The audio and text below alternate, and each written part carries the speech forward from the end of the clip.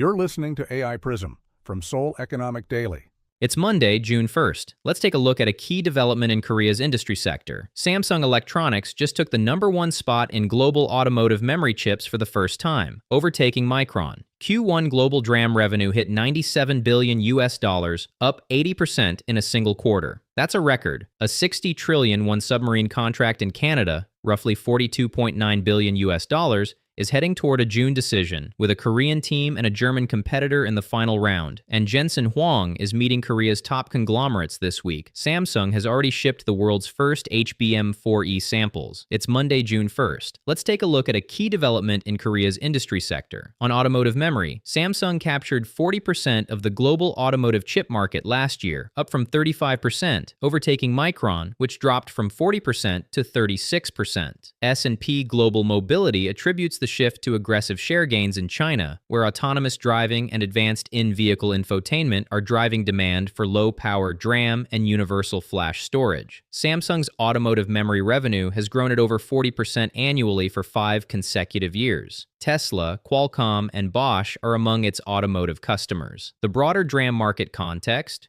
Q1 2026 global DRAM revenue of $97 billion is a quarterly record. AI data center demand has created supply shortages in HBM and LPDDR5. Samsung's overall DRAM share is now 38%, up 2 points from Q4 2025. SK Hynix dropped from 32% to 29%. The gap between the two widened from 4 percentage points to 9 in a single quarter. China's CXMT, Changshin Memory Technologies, grew from 3% to 8% market share year on year, with revenue up over 700%. It is currently serving domestic Chinese demand and has announced plans to enter the HBM market after an IPO. This is the variable most analysts are underweighting. CXMT does not yet compete in premium AI memory, but it is moving up market with capital to deploy. Analyst consensus at Shinhan Investment Securities expects memory demand to outpace supply through at least 2027. KB Securities describes the current cycle as being only 5 kilometers into a marathon. On defense, Hanwha Ocean attended CANSEC 2026 in Ottawa last week, pitching its KSS-III submarine for Canada's procurement program. The KSS-III is the world's first diesel submarine to combine air-independent propulsion with lithium-ion batteries.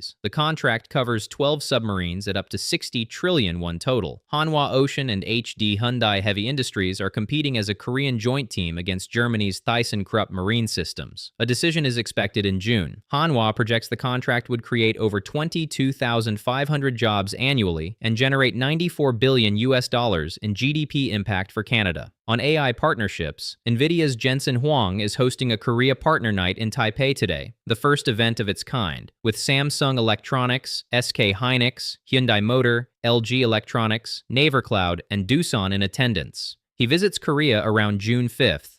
Samsung's HBM4E sample shipment, the world's first, positions it for the next NVIDIA supply cycle. Discussions at Computex Center on physical AI platforms, robotics, and next-generation chip supply. 3 things to watch: June decision on the Canada submarine contract, Samsung HBM4E customer announcements from Jensen Huang's Korea visit, and CXMT's IPO timeline, which signals how fast it moves into higher-value memory.